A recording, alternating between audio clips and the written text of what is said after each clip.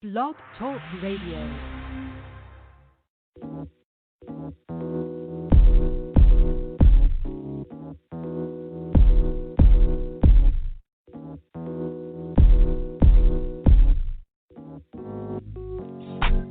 If this love is over, then why can't I get over the pain that took me under and keep on hanging over me? If this love is over, then why can't I get over the pain that took me under and keep on hanging over me? Last night, to my surprise, the tears came falling down. Memories of what used to be, all of the good and bad times. I keep on wondering what would make you leave, but nothing really made you stay. Looking back, our love was make-believe, was so real when I felt the pain. If this love is over, then why can't I get over the pain that took me under and keep on hanging over me? If this love is over, then why can't I get over the pain that took me under and keep on hanging over me? Time could never heal all of the hurt you did to me. So why do I want you to come back to me? Come back to me. I keep on wondering what would make you leave, but nothing really made you stay. Looking back, our love was make-believe, was so real when I felt the pain. If this love is over, then why can't I get over the pain that took me under and keep on hanging over me? If this love is over, then why can't I get over the pain that took me under and keep on hanging over me?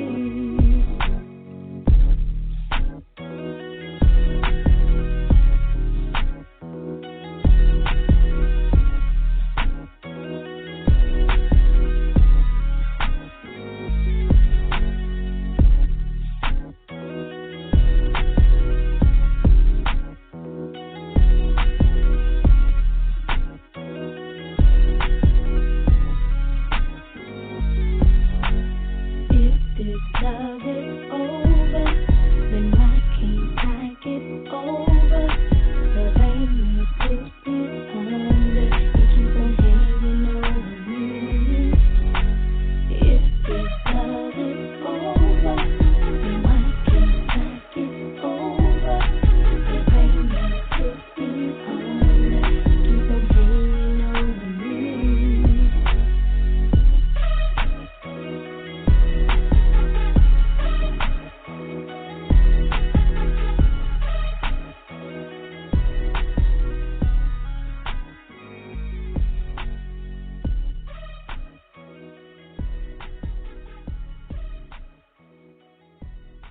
What's going on?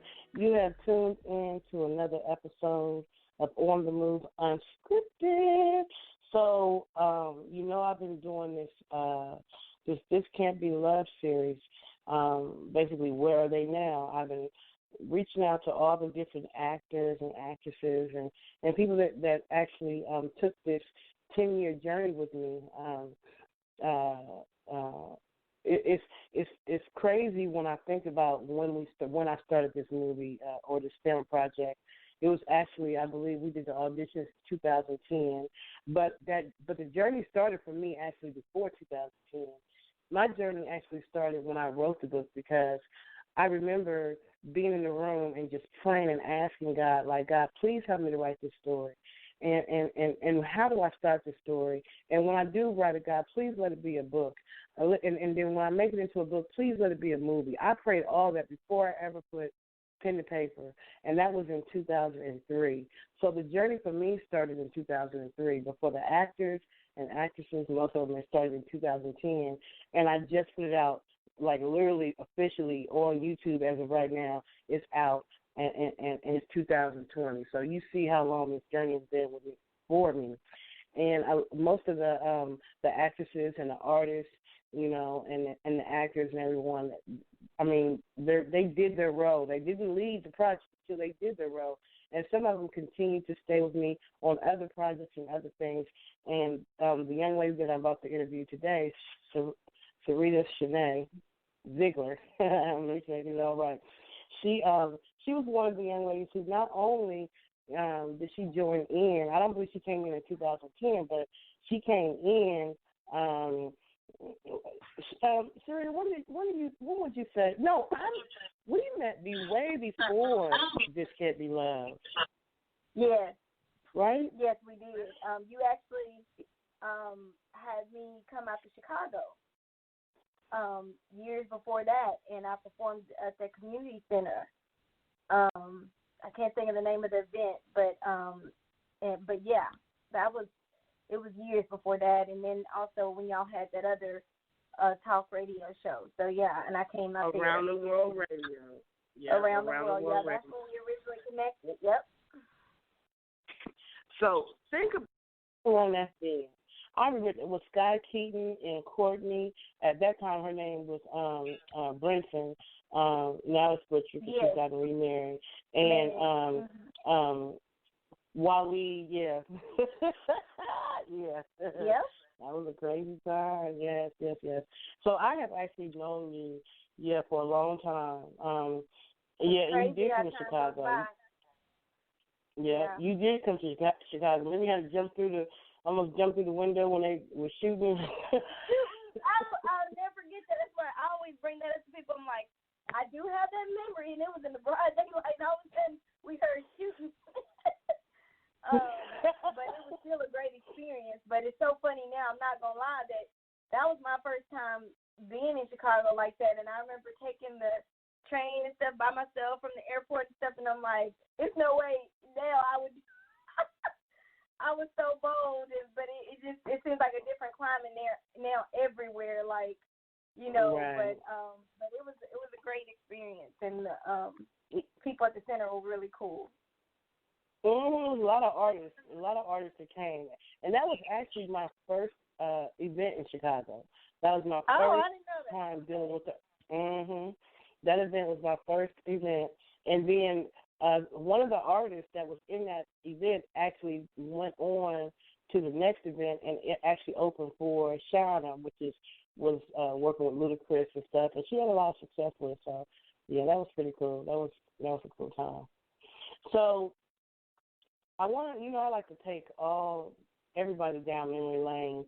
So before we get to talking about This Can't Be Love and how, and all that, let's start with you and your connection with music, because that was actually your song we just played, Hangover. Yes. So take me down memory lane to where you decided or realized that you love music and you started performing and then and just help work us back up. I want you to have the floor. Okay. Well, I started music, or I'll say music has always been a part of me since I was a little girl, literally. I mean, I used to sing as a child, and then as I got a little bit older, I would sing in different, events, pageants, talent shows, weddings, and after I finished my bachelor's degree, I really had the yearning to want to move into a bigger city. I was from Alabama, and I really wanted to move, and so I relocated to Atlanta, and I said, I'm gonna record some music. I want to, pursue music like as a, career, because that's something I always wanted.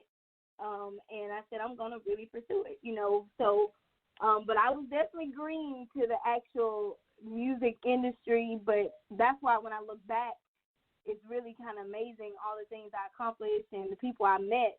Even on a small scale, I did some big things and met some big names, some big people, worked with some big people, amazing people like yourself and other mainstream producers. I can't believe a lot of the people that I've actually worked with, or, just it's really crazy, because I was literally this girl from Alabama, just with a dream, like just that's basically it. And when I came in, I did a lot of recording, and I was signed to different people, and honestly, that was another part of being green to the industry. I was signed to the wrong people at the wrong time, and it messed up bigger opportunities or better opportunities, but it is what it is now, but right. yeah, but I recorded, and I kind of made my presence online. This was back in MySpace days, and I really just grind. I mean, that's what I did. And, a lot of people in Atlanta knew who I was from this independent artist, R&B artist. I had my music played at different clubs and on the radio at a certain point. And I've, even some, some of the labels that approached me, it was just very surprising. Again, just from my little grind or whatever. And then, of course, I would do, local open mics and different things. But I've been a part of different events and just, literally just grinding as an independent artist. But definitely have gotten a lot of great opportunities. One of my bigger opportunities was performing in Las Vegas. And I opened up for Marcus Houston. Okay. I've recorded at T-Pain's house. One of my good friends is one of his artists, Young Cash, and they had me come over. They wanted me to help writing and stuff, and I demoed a hook, and they loved it. So we actually laid it down in his studio at his house. Okay. I've done a lot, but it's, not here to just go. It's been so much, but at the end of the day, I just would say it's just a testament that, I think so many times we're like focused on, I want to be this and I want to, and at the end of the day, when you just have to enjoy the journey. And, now fast forward, I'm kind of at a more seasoned place and just kind of looking at the whole picture full circle and as who I am and how everything that is in my life comes back to that, as a total part of me, music, my career, my my nonprofit, and trying to empower women and young girls and, that have been through things or similar experiences. I know, like, you understand as well. So music is a part of that, but it's not the only part of me that, but I will just say that I have said now, I don't say chasing dreams. I stopped saying that a long time ago. I said, I don't say chase my dreams. I say embracing my dreams, because, right. chase has a connotation. When you chase something, if you think about Tom and Jerry, it's saying that you're not going to catch it, or that it doesn't want to be caught by you, or it's not meant for you. You know what I mean? But when you embrace something, you're saying that it's already there, it's yours. And that's what people have to look at. If you are truly pursuing music, if that's what you're trying to do, or that's what you're doing. An artist is who you are, regardless of, what billboard you're on or what billboard you're not on. You know what I'm saying? Regardless of what records you sell or records you don't sell, or who knows your name or who doesn't. You are an artist because you're an artist, and if God has blessed you with a talent and a gift, you share that gift, and the people who are meant to receive it will. And we are in an age now that we're so, blessed that we can now put music and videos and all this great stuff out to audiences all around the world.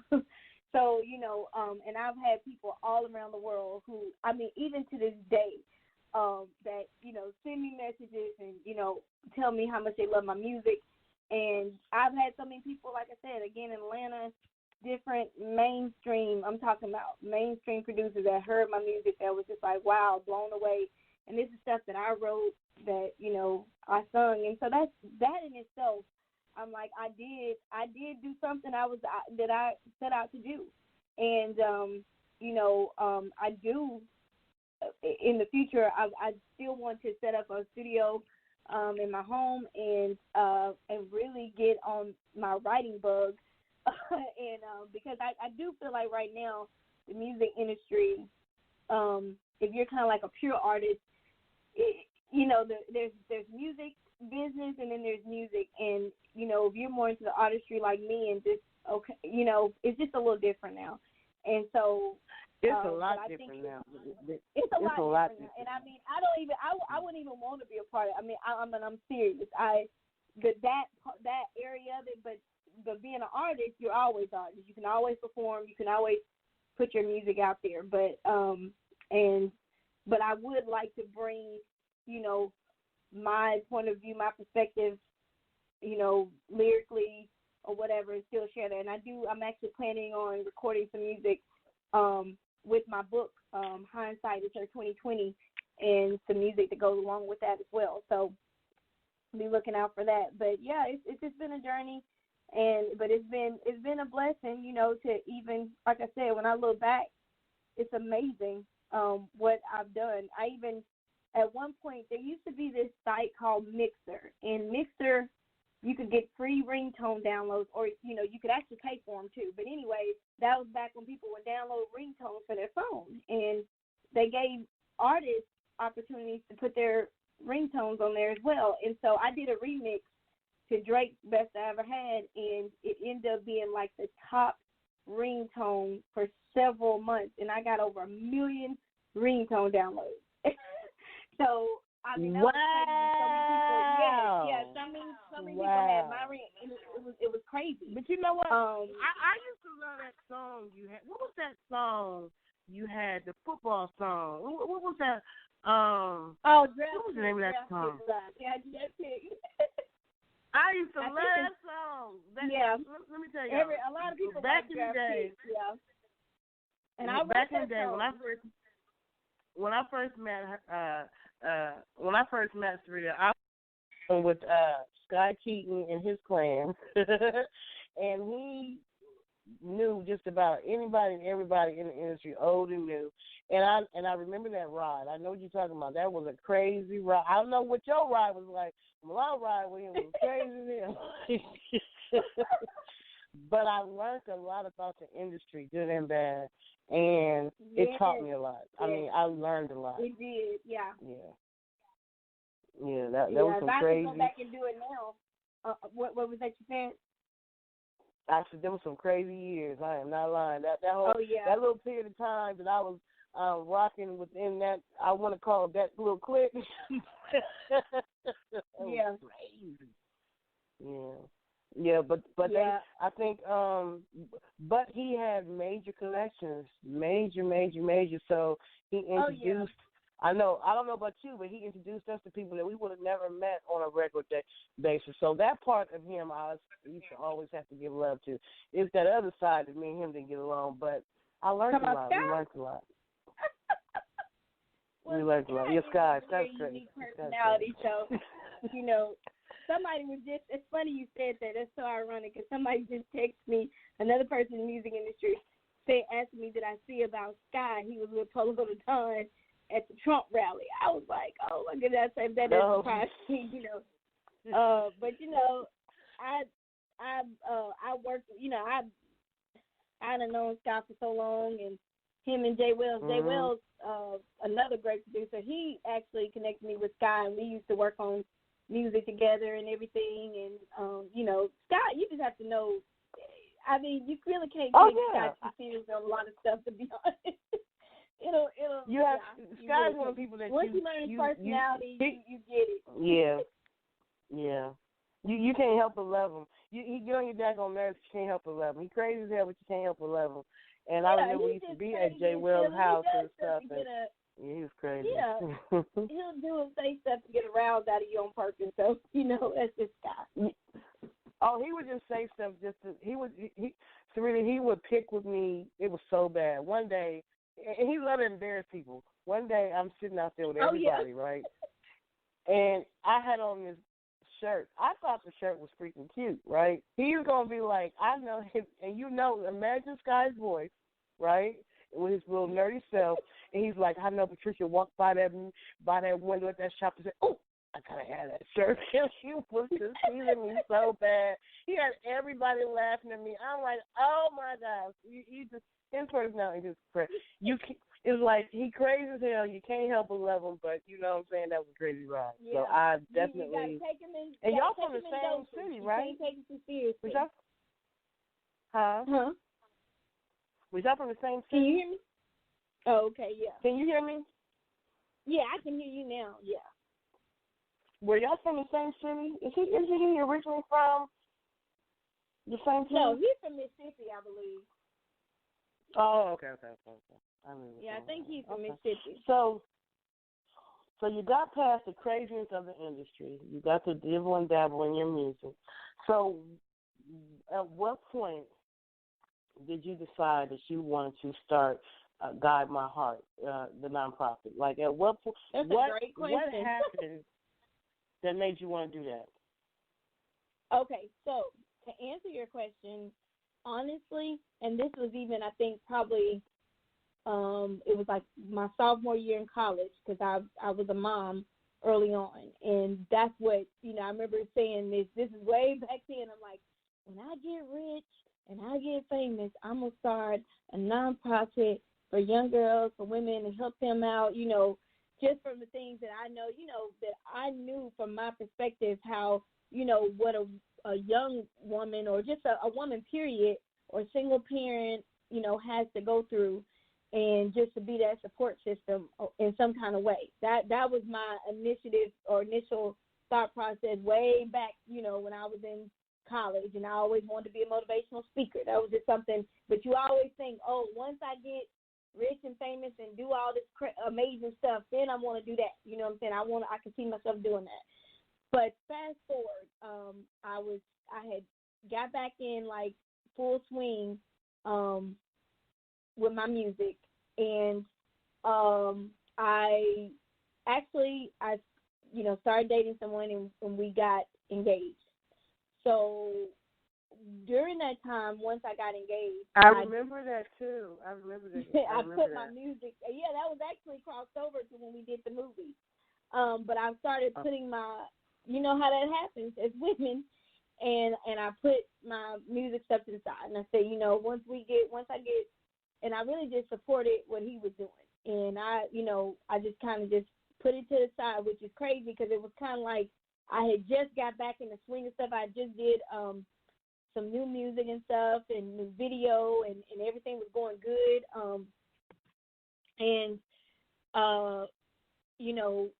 And then once I got in that relationship, and I said, I'm going to put this on the side for right now. I'm just going to focus. I was planning a wedding, and and I was just supporting the stuff that he was doing. So when I said, fast forward, once I get settled, I'll, have a studio set up, and I'll just, focus on my music in that aspect. So with that being said, we didn't end up, getting married. So coming out of that was a very difficult time, just more so because I had changed my path and had just did a lot to set, thinking the situation was going to be one way. And then it was kind of weird. I never experienced something like that. So it kind of threw off everything, you know what I'm saying? And so I took the best way I could describe it, or how I described it to some of my coworkers. I remember just saying I was numb. That's the best way I can say it. It was just like a weird place to be, and I didn't have mojo. And to pursue music or pursue anything, I'll say that, you need your mojo. You need your good stuff to do what you're trying to do. And so I really didn't have that. It just, because I started writing, I will say, after that was part of my healing process.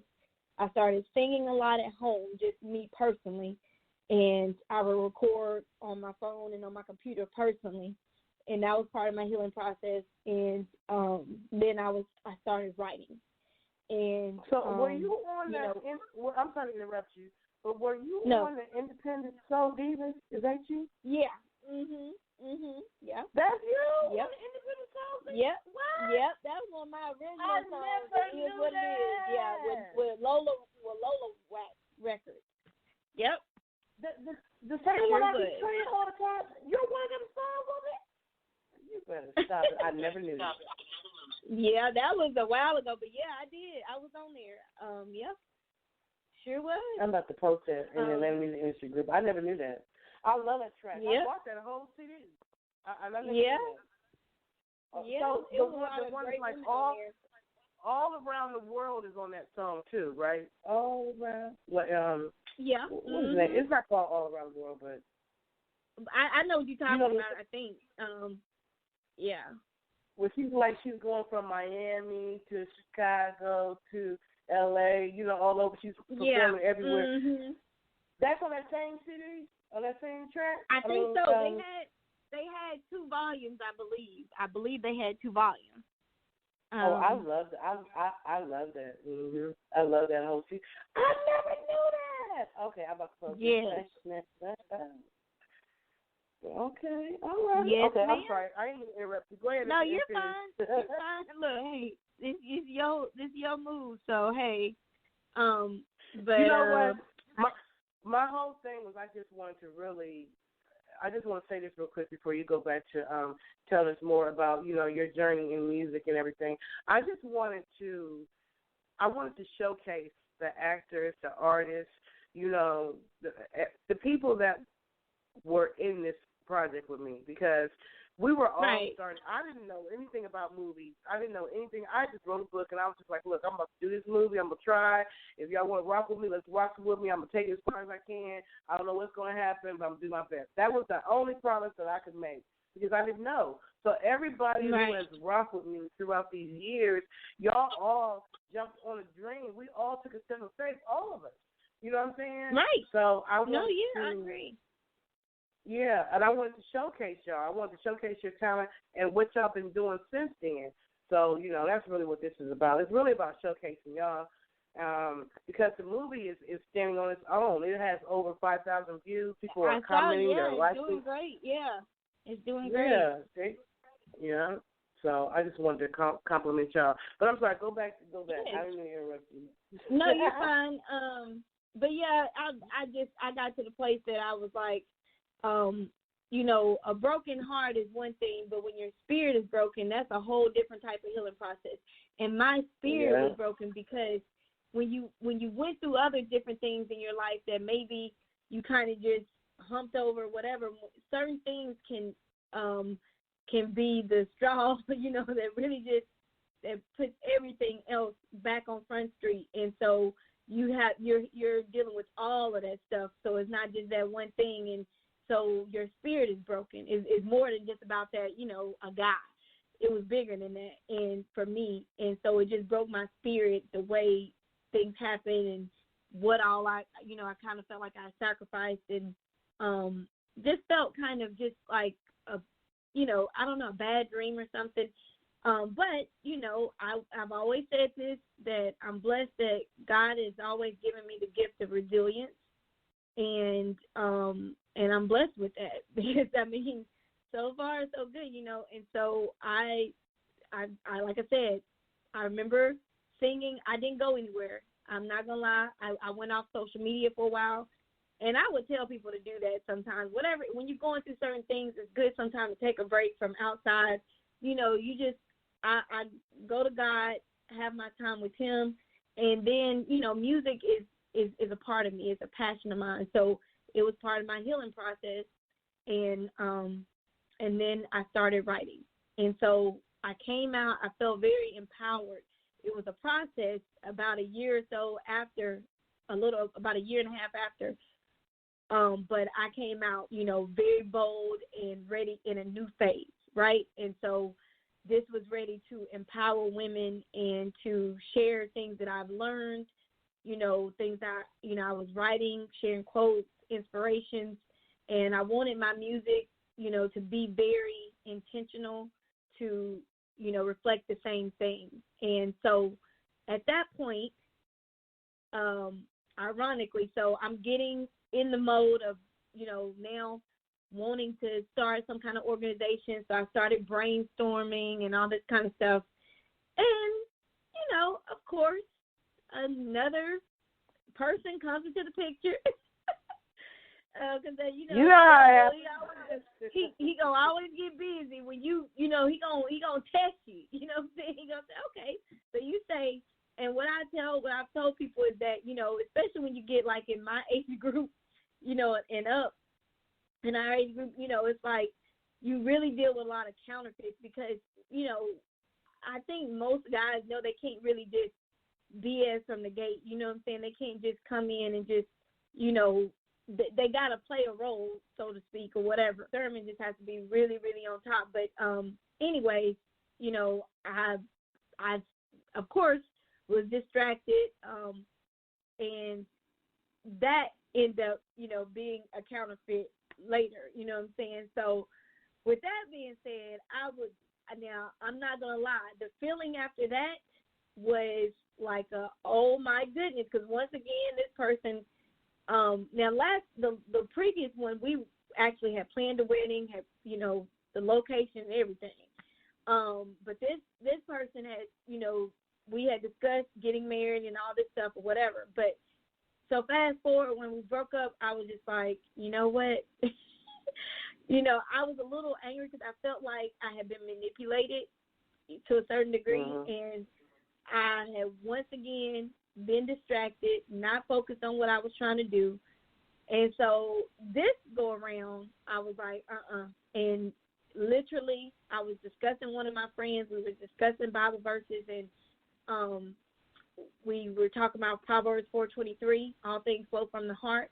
And, that you got to guard your heart, because all things flow from it. And so, and just about how your heart is your responsibility. And that just really stood out to me. And God literally planted this baby. He connected everything, my dreams and my visions from when I was a young girl, like in college, to up until now, my current experiences, and to the Proverbs 4:23. I was trying to think of names and the purpose and all that stuff, and I'm like, guide my heart. And the heart, because I looked at how that, if you're dealing with a broken heart, or something, I would say this: your heart represents your health, your energy, your ambition, your relationships with God, self, and others, and your time and talents. In other words, when you're dealing with a broken heart, it affects your health, your mental and your physical health. It affects your energy. It affects your ambition. It affects your relationships. And it does affect your time, how you use your time, and how you're not using your talents. When you're dealing with a bad relationship or a broken relationship or broken heart, all that's affected. So that's why it's so important to guide your heart. So regardless of who's in your life or who's not in your life, you're going to be okay. And that was the premise of it. And it's focused on teen girls, because I look at it from the teen girls. It's so much that I wish I had known, early on, because sometimes we're just learning this stuff trial and error. You know what I'm saying? I mean, right. Everybody can get, this perfect example of a healthy, relationship or healthy marriage, and I mean, our parents, our families, they did the best they could, and my grandmother and grandfather, both of them are gone on, rest in peace. I love them, but they were married for, until they both passed away. But again, the dynamics of those relationships were different than what maybe somebody might consider what you would need to know when dating or healthy relationships. So again, a lot of us don't have those examples of, so we learn it trial and error. You know what I'm saying? We think love is, this guy says he loves me. Okay, so, and it all starts, a big premise of the nonprofit is self-love and self-esteem building, because when your self-esteem is built and you know how to love yourself, you're less likely to accept certain behaviors that lead to things on down the road, like, bad relationships, abusive relationships. And so a lot of things that we go through, it really starts from, how we love ourselves and what we accept. And again, a lot of girls just don't know. A lot of women still don't know. And it's it's funny that you talk about young women and young girls, and trying to teach them ahead of time, or at least give them some understanding of what good relationships are, and what aren't good relationships, and the warning signs for both. So one of the viewers for the movie This Can Be Love was a 14-year-old. She literally wrote a comment, and she said, "For me to be 14, I really love this movie." And so I responded to her, and I would encourage any of the actors, yourself or any of the other, right. If you go to the movie and you see that people have left comments, respond to them. There's nothing wrong with that. Yeah. So this young girl, I actually responded to her, and I told her, I said, it's awesome that not only did you enjoy the movie, but that you were able to see, the good and the bad in relationships, what pitfalls to stay away from when you do actually start dating. That's just something to that nature.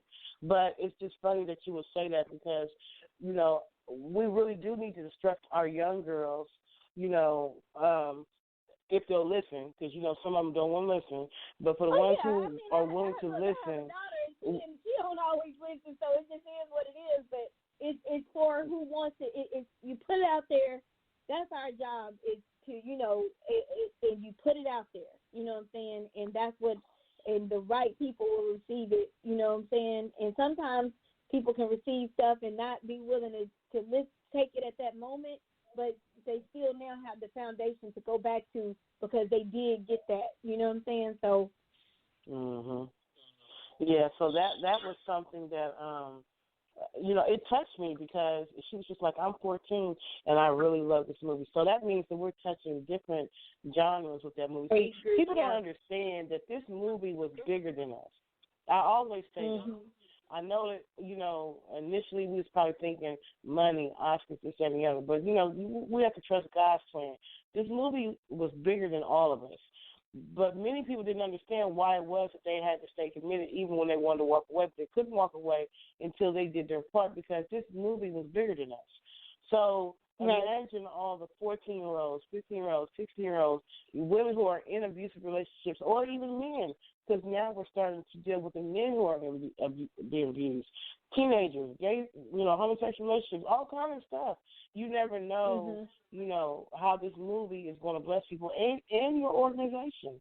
You know what I'm saying? To me, it's not coincidental that you would be a part of a movie that deals with that. It starts with a girl who's young, you know what I'm saying, because the character, we start with her as a child and as she grows up. And it's not surprising to me that you're singing, you're singing. In fact, I think, do we have that song? I think we have that song that you sung. Yeah, did you sing me that song? Yeah, I think people. Yeah, I sent it. So that was the song that you sung, and so it's amazing. It's not really. This is all God's will. So you never know with your organization, and also with what the movie's doing. You don't know how many people you're touching. You know what I'm saying? And the fact that you were able to, because I'm thinking, you didn't have the organization at the time you was in the movie, though, right? No, I definitely didn't. No. So it's awesome that God put you on that track to find your purpose within your nonprofit. Exactly. No, I agree, and like you said, that's why when I'm talking about purpose and all this, when you pursue your purpose that, God has put out there for you, He'll position you where you need to be. And you don't even realize it. You know how football players are positioned on the field? God will position you in life. He will position people in your life to help pursue your purpose and fulfill it. And that's why it's, I just, everything I do, whether it's my music or, speaking or writing or my nonprofit now, it is all, it's connected and it's intentional, and Lord knows I have had such great experiences and just, I really enjoyed the journey so far, that I have with my music, but it's just such a different place that I'm at now, just coming full circle as a woman, my experiences, being seasoned and understanding things so much more, and allowing God to be first. I mean, I've always had God first, always, but to allow His will for me to be first, and it's just so different, but it's such a better feeling, and it's like just moving in purpose. It really is a better walk, all the way around, versus chasing something. It's not a chase, and it doesn't feel like a chase. That's how you know you're in line with your purpose, because it doesn't feel like something. It doesn't. That's how they have that stuff set up. I want to be this. I want to be that. Trying to get. It's not about all that. It's not, and it's just about doing the best version of you, of what God wants of you and for everybody else, and being a blessing to other people. Because I always say that if it's really, just like your movie, this was a blessing. You did something. God purposed you to put your, movie out here, to put your story out here. You were transparent, and you shared a lot, and you involved a lot of people. You know what I'm saying? But your movie, your book, your movement has blessed other people, and that's how you truly know when you're in line with your purpose. Because if it's really a God-given purpose, somebody else is going to be blessed on the other end of it. It's not just going to be about you. And as you just shared, that young girl, she, I'll have to look at it on YouTube, but you know what I'm saying? And that's how I always look at it too. Whether it's 1 or 1,000, you know what? That's a blessing. If I don't do nothing but touch one person, do you know how big that is? If I can help a young girl from maybe waiting a little bit longer on sex, and then guess what? She doesn't end up getting pregnant, or she doesn't end up being with an abusive guy, and it can change her whole life. People don't realize how big that is. So it's not about, a quantitative factor about how many, that's how men's world is set up. But when you're doing something in your purpose, you realize it's not really about that. You just do what you set out to do. And don't you worry about all that other stuff. Whether you got 5 views on YouTube or 5 million. You did what God asked you to do. You put out your purpose, and that's a blessing. And you know what? People, I have to remember that. I had some people, some actors. I'm transparent. There were some actors who were probably disappointed that it took so long, or that it didn't do what they probably thought it would do, or that even I thought it would do. But I had to put it. When I finished it, I literally got on my knees and prayed, and the Holy Spirit just told me, give it to me. God just told me, give it to Him. I did all I could do. I took it as far as I could take it. And considering the fact that, we didn't have traditional investors. A friend of mine told me, you may not have had traditional investors, but you had God. God was your investor. And He used different actors in the movie to be your investor. And everyone who gave a little piece of themselves to this movie was an investor. So I did have an investor. I may not have had man's definition of an investor, but I had God's definition. So it ended up being absolutely a beautiful expression of love, and then how everything came together. I'm telling you, I edited that movie. I don't know how to edit, but I didn't have a choice. But I kept hearing God say,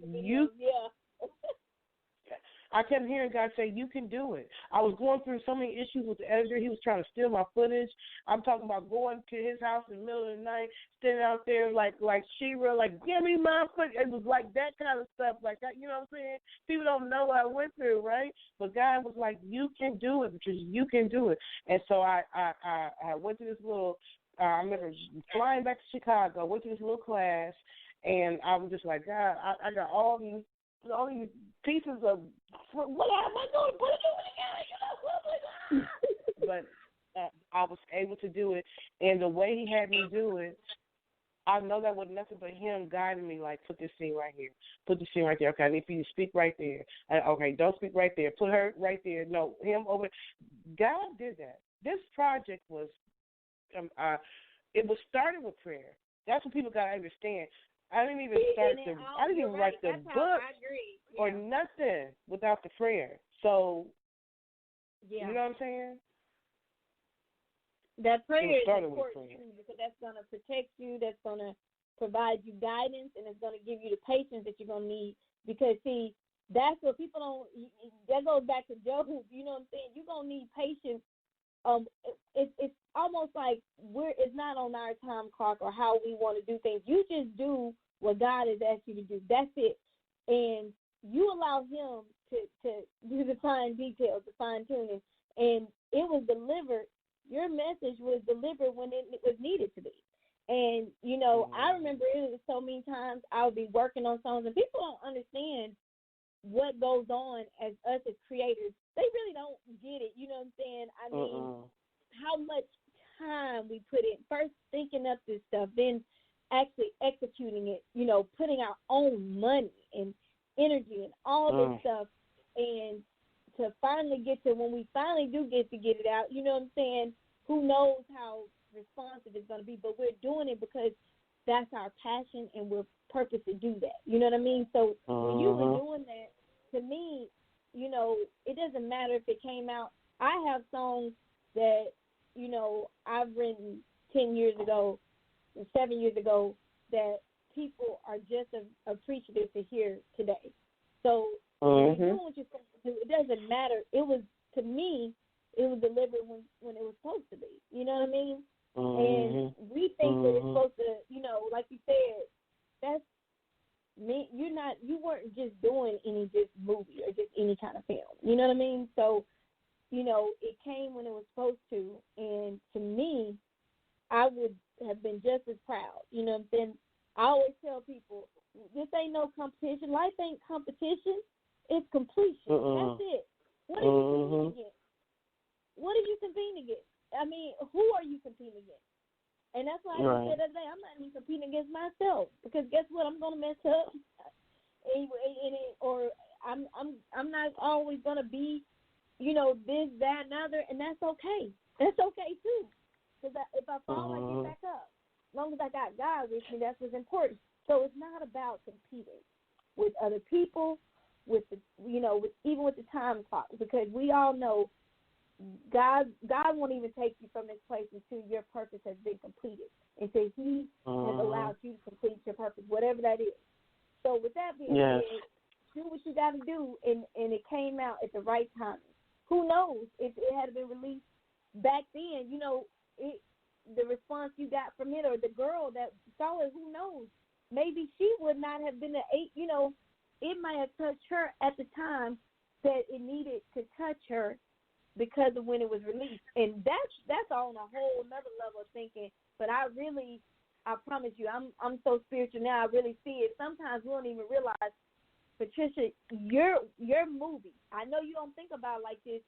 The way God works, all that work you did, all the actors and everything you got involved, all this time that was put into it, do you not know God could have purposed all that together just to touch that one young lady? Do you not understand? He works like that. We have what we're thinking is it doesn't necessarily work like that, you know. So I'm just saying you have to just do what you're doing and focus on that, and not focus on, you know, competing against this time clock, or, you know, quantitative goals or whatever. I mean, it's okay to have goals. I'm not saying not to have things to shoot for or attain, but at the end of the day, you know, your movie, it came out when it was supposed to, and it did what it was supposed to do for who it was supposed to, when it was supposed to. So, I definitely believe it. I in fact, I know it, because, like, literally, there were times I didn't even have money to film.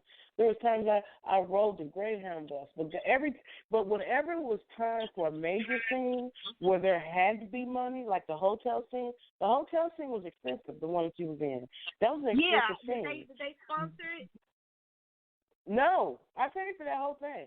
But the thing is, God had blessed at that time in my life. In Chicago, God blessed me with 2 bomb diggity jobs, so I was able to afford it. You know what I'm saying?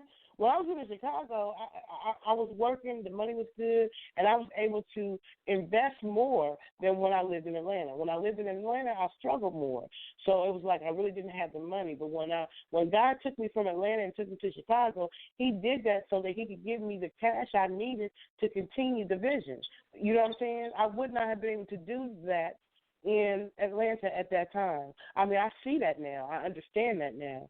And so, yeah, no, I had to pay for that whole thing. But I had the money to do it because God, at that point, I was no longer living in Atlanta. You had the money, so you might have had that money for that reason. That's the only reason why you even had the money. God blessed you with that money to get that done. Mm-hmm. Yes, because I would not have the type of work that I was doing when I was in Atlanta. I would not have been in before that. Atlanta, I was going through too many trials. God literally picked me up, took me out of Atlanta, took me to Chicago, planted me, gave me mad resources, mad money, everything. The money was. It got to the point where the money was so good. I was scratching my head like, God, when it was time to leave, I'm like, you sure? Is that you, Lord? Like, make that bread jump or something. I want to make sure you want me to go back to Atlanta. But I had to come back. God sent me back to Atlanta to finish the vision. And the vision was the premiere. I had to complete that. I had to complete what was started. And the premiere was the ending. It was the completion. You know what I'm saying? As far as what I was supposed to do while living in Atlanta. And it's crazy. The year that God told me it was time to go back to Atlanta, and when I came back, it ended up being the most violent year in Chicago in my neighborhood. That was 2016 when they was like at war in Chicago. So God moved me from there right before it started going crazy. Yeah, I remember that too. Yeah, he moved me from there and brought me back to Atlanta so I could complete the assignment. And the assignment was to do that premiere before I left Atlanta, because I always told the actors that I would do a premiere. Once it was done, that was my goal, and I wanted it to be a big thing for them, and it was a beautiful, beautiful experience. And so I treasure those type of memories. I treasure the people that I worked with, the people that, was there. So I understand what you mean by growth, because during those years I grew too. Like you, I grew, began to understand more about the industry. See, God has placed a lot of us spiritually. We're placed in the industry right now because of what's going on. You're placed where you are because there's people you're going to be ministering to, stars, their children, all kinds of. You're going to continue to be with the elite type people because God has placed you there. You understand what I'm saying? Right. Yeah, that's part of your assignment. You have to be that voice. You have to be that voice. You do. No matter, you let your light shine, like you said, even on it or whatever. I totally agree. Oh yeah, I remember when what's T.D. Jakes, Bishop T.D. Jakes had his first, that I remember, big conference in Atlanta. It was probably like 2003, maybe 2004, somewhere around there. It was a big conference he had at the stadium, one of the stadiums down there, and it was different preachers. And one of the preachers, because I went that year, and one of the preachers announced it. He said, God is about to start taking his soldiers, God's soldiers, his people, and planting them in the entertainment industry. He said that way back then. I remember that. I believe it. I remember that. That was before the movie so and everything. Toxic. It did get so toxic. But like I said, literally, Grand Hustle literally had approached me, and it was so crazy because the A&R from there had approached me and was going to have me come in and do studio session because they was interested in bringing me on, signing me on. And then T.I. literally had went to jail during the time. And it's just like everything just went on a halt. I had it packed because it was sentimental to me. It probably didn't mean nothing to them, but I had the official, the business card he gave me, like this was the official Grand Hustle. So, this was real business, whatever. But Block ENT, And I ended up working over there with him doing marketing and writing and, you know, working on some projects over there. And then I signed to Pendulum Records for a while. And again, you know, I had signed, that really kind of messed me up that I had signed on early on to this management deal. It was an attorney out of Texas, entertainment attorney. He signed me on to one of his people. It's a guy who's kind of high up in the industry himself, but he would not release me from the contract without a big monetary number, but he wasn't really doing anything with me. And he was in New York, so it messed me up. And actually, Kevin Clark, which is Scrappy's manager, well, I don't know if he's still managing him, but he had came to me with a really good situation with Warner Brothers, but I mean, in a really messed up. I was so green. I was signing stuff, and then I was also managed by Raz B and his brother, Ricky Romance, for a while. And Raz B is from BKK. So that was a real cool experience. And like I said, I've definitely, you know, experienced a lot of the industry and all of that, you know, but at the end of the day, you know, I really feel good at the point or place where I'm at right now. And so I will be releasing some more music, but this is going to really just be very purpose. So, well, I want to play Pink Slip. So let's take a quick break, and I'm going to play Pink Slip. This is actually the song that Syreeta ShaNee. You go by Syreeta ShaNee. Well, Syreeta ShaNee is my full name. Right. Yeah, Syreeta ShaNee Ziegler. That's your middle name. It's my full name. Huh? ShaNee is my middle name. So, can you hear me? Yeah, your phone is kind of in and out, but you said Syreeta ShaNee. ShaNee is the middle name. Yeah, ShaNee is my middle name, but, you know, as I'm now speaking, you know, I'm using my last name again, so. Yeah, okay. So, Syreeta Ziegler. Okay. Well, ShaNee for the hood girls back in the day. Okay, all right, I got you. So let's go ahead and play Pink Slip, and we'll be right back on Move Out Scripts, y'all.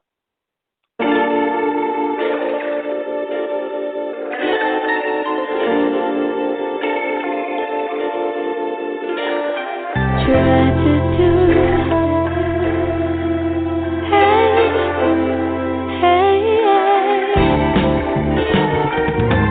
It begins something like a summer's dream. Kissing you, had me feeling like a teen. Falling in love for the first time. Erasing my past mistakes, and this time I will get it right.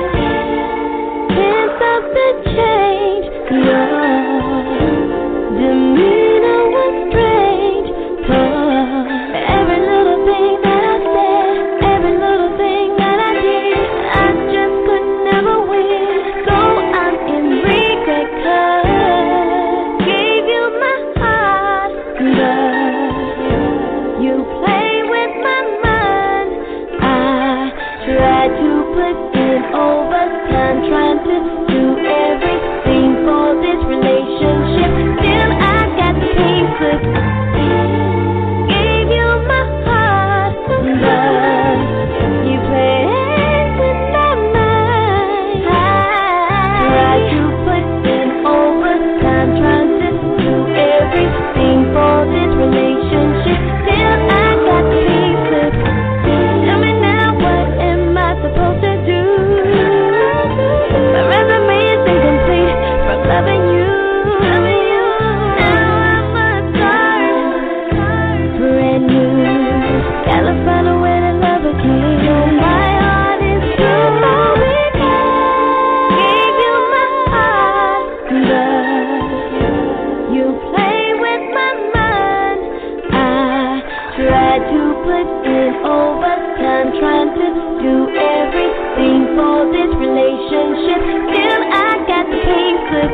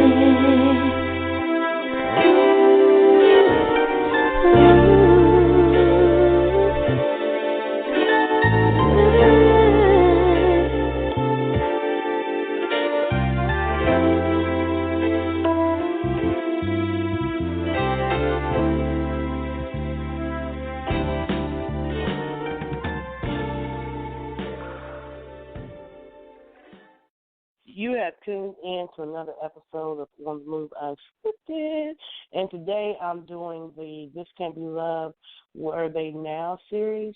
So I'm actually interviewing Syreeta Ziegler, and that was her song, Pink Slip. That's actually a song that she performed in the movie This Can't Be Love.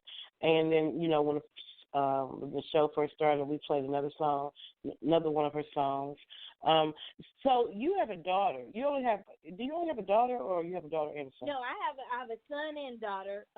My son, his latter part of his school years was in Texas with their dad. Their dad is in Texas, so he finished, high school in Texas in Odessa. But I have a son and daughter. They're a year apart. They're both in college, and I love them more than anything. They're my baby still. They're growing up. They have grown up, but I'm so proud of them, and I love them so much. It's just fun watching them become, little young adults, and they're both doing great in school, in college. They're both becoming little entrepreneurs. They got that little hustle spirit from their mama now. They did get that from them. And they definitely grind. They like making money, and they like making it legitimately, and, and putting in the work. But, and they both have that little creative factor. My daughter, she's just, she can do hair, makeup. Your daughter is absolutely beautiful. You have a beautiful daughter. Mm-hmm. Thank you. Yours too. Yeah. Your daughter is gorgeous. I'm talking about your daughter is very beautiful. She looks just like you. But thank you. It's yours. I remember meeting your daughter. You brought her to the hotel that day. Oh yeah. I remember. That's what's up. That's awesome and amazing. So, do you have a website for the nonprofit? I do. I tell everyone to go to guidemyheart.org, and it's spelled just like it sounds, guidemyheart.org. And that's the exact same thing for our Facebook, our Instagram. And my personal Syreeta ShaNee, which I would say my business, for me as a speaker and a writer and a singer, is still SyreetaShaNee.com, Syreeta ShaNee on Instagram, Facebook, and Twitter too. But I really don't be on Twitter much. But YouTube, I will be posting a new series on YouTube very soon. So please follow me, and if you follow me on Instagram, I will follow you back.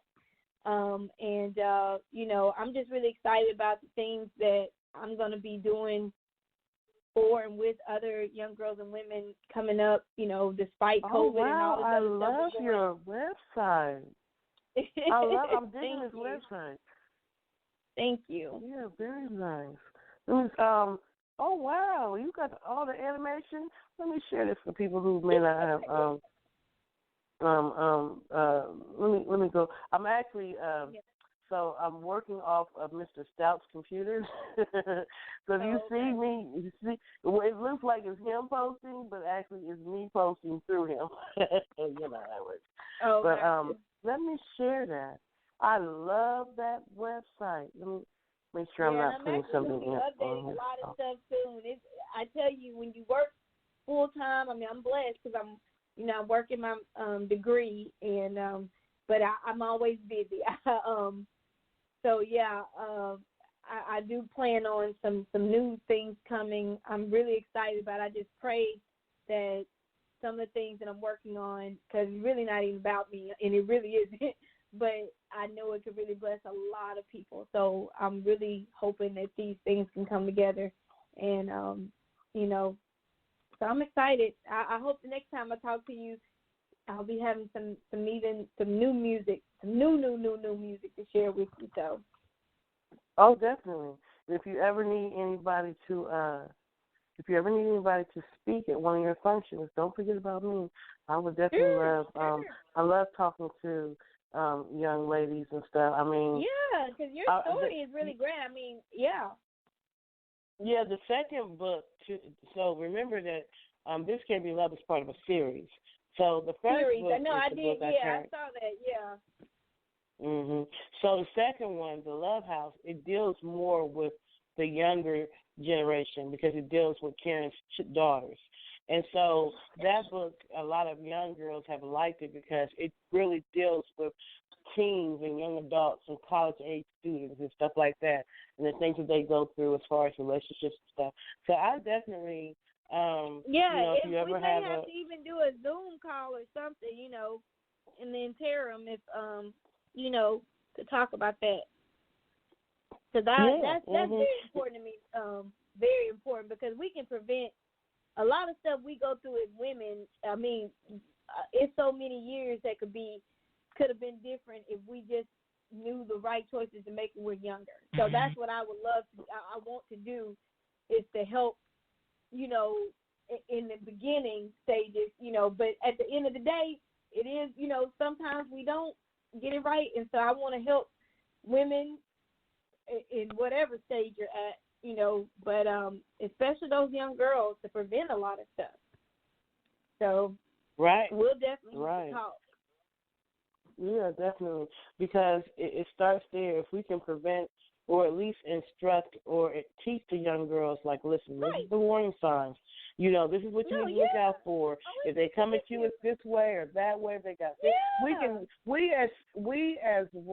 we've been through that time in our lives, so we can share these stories with the kids in a way that they can receive it. You know what I'm saying?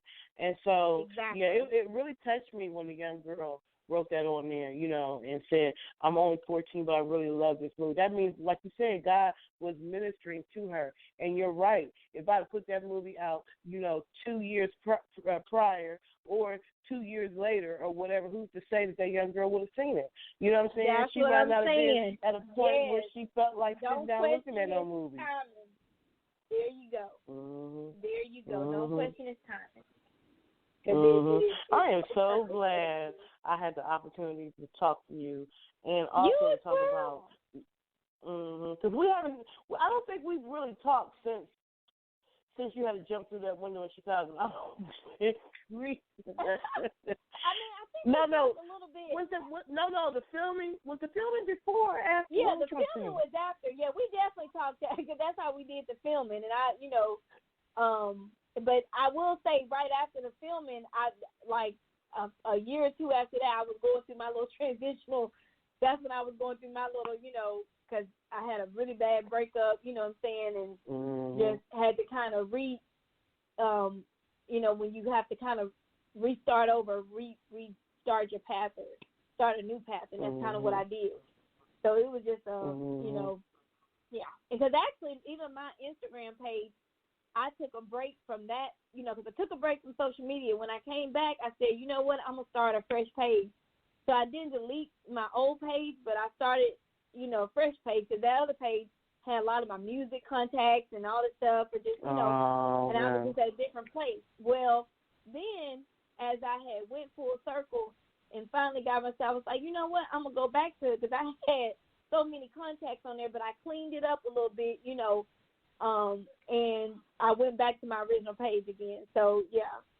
So I had, like I said, I did go through a little period where I kind of did lose a little contact with a lot of my industry people, because, I was just kind of going through a different phase. And so I had started a new page and all that stuff. So. Yeah. That is going to happen. That's what had to happen, because you're not Syreeta ShaNee anymore. You're now Syreeta Ziegler, I'm international speaker. Ziegler. Yeah, I'm Syreeta ShaNee so Ziegler. You advanced. You're an international speaker now. You're an author. You know what I'm saying? Yeah.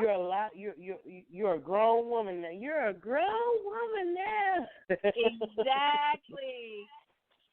Exactly. There you go. Well, I am so glad that you stopped by. I'm so glad that we got a chance to. Offer me to. Because I wanted to, a lot of times when people look at movies and stuff, they don't really know, especially independent films. It's not very often that people even know who the people are behind the independent films. They'll see the independent film, they'll see the actor, the actress, but they may not even know their personality. They don't realize how much work. Yeah, that's true too. Yeah.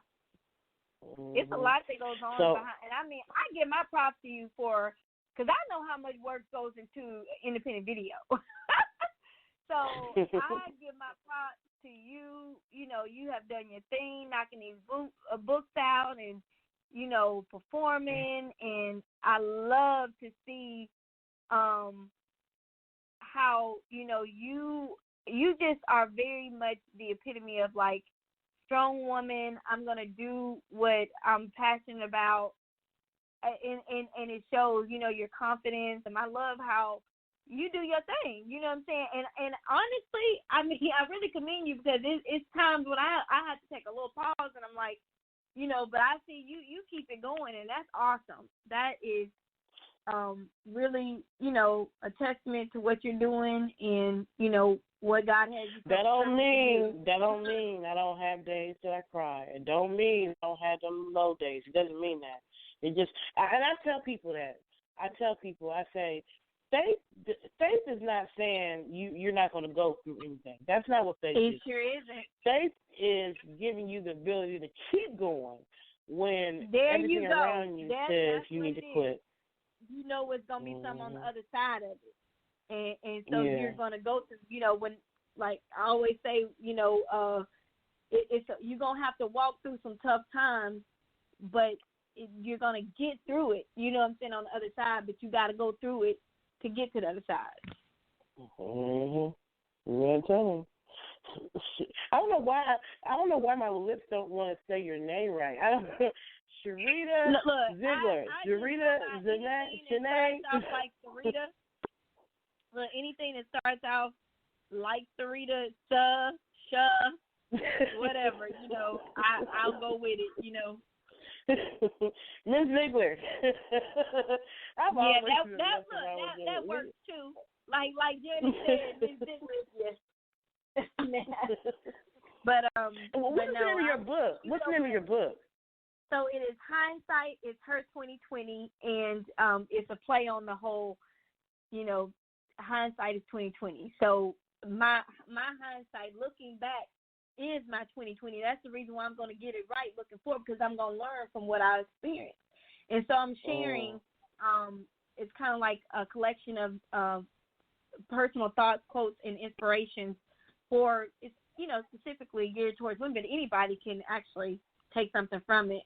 And I was originally going to release on my 40th birthday, you know, 2020. Hindsight is her 2020 during 2020. But COVID was so heavy, and so I put that to the side or whatever. So I'm trying to plan when I'm going to have this, you know, and I may just end up just doing an online release or whatever. But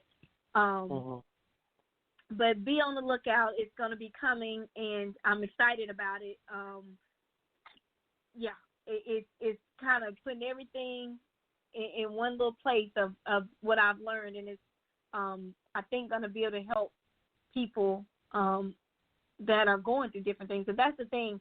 When I share congratulations or whatever, I'm sharing what, you know, I've experienced. A lot of times, things I've experienced or people close to me, or, you know, so it's not like coming from a place. It's coming from a place of I've been there, and these are the things that I did to bring myself out from a place where I didn't, you know, let a depression take me out. You know what I'm saying? Or I didn't let, you know, things that could have really kept me where y'all never even heard anything from me again. I didn't let that. I actually let that be my starting point for greater things. And look what God has done with that. So. Well, I'm proud of you. Thank you for being strong enough to get past, you know, anything that was trying to stop you. See, you know, but God said no weapon formed against you shall prosper. He told you that. So that's why you still rolling, still doing you. And I have had the pleasure of watching you evolve. Maybe through internet, you know, it might be through Facebook, Instagram, or whatever, but still I've been able to watch your movement. You're just as beautiful as you were when we first met. You're doing your thing. Your music is the bomb diggity. Now I found out that you was on the Daggone City, one of my favorites. You know, the Independent. What is it?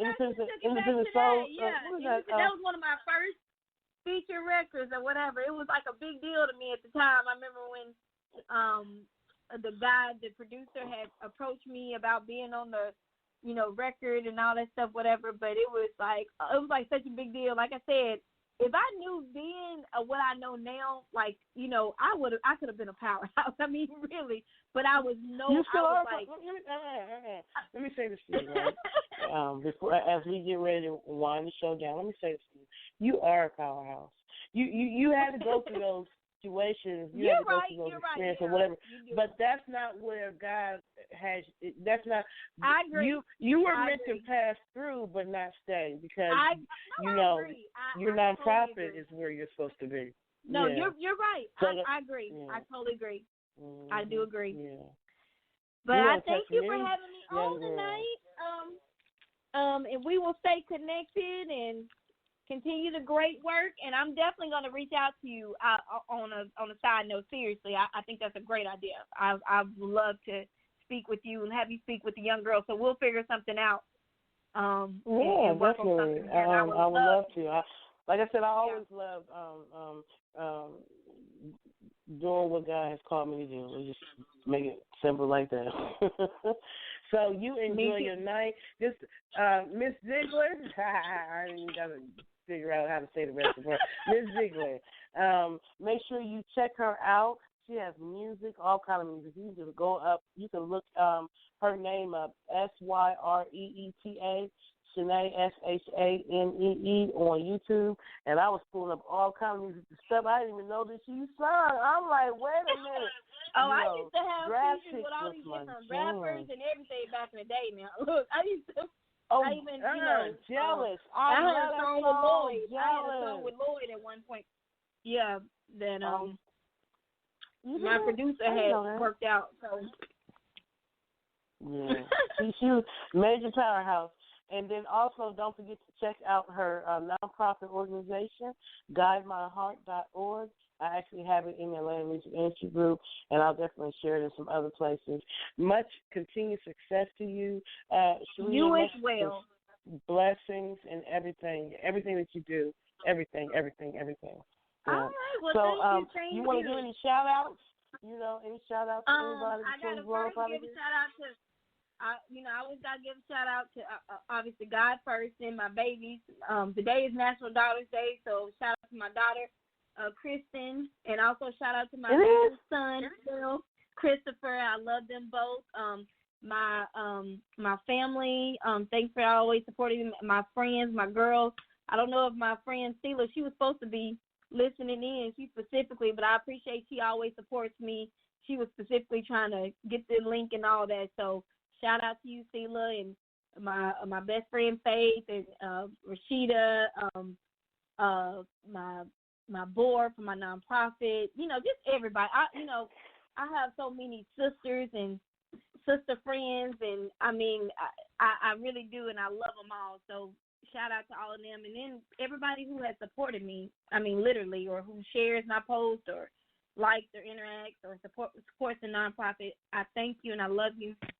And that's all. God bless. Awesome and amazing. We're going to walk on out of here with Hangovers, which is the song that we started the show with. We're going to end it how we started it.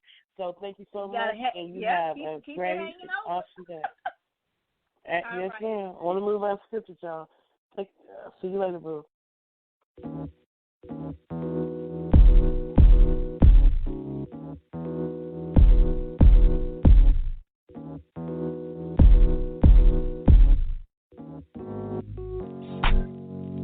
This love is over, then why can't I get over the pain that took me under and keep on hanging over me?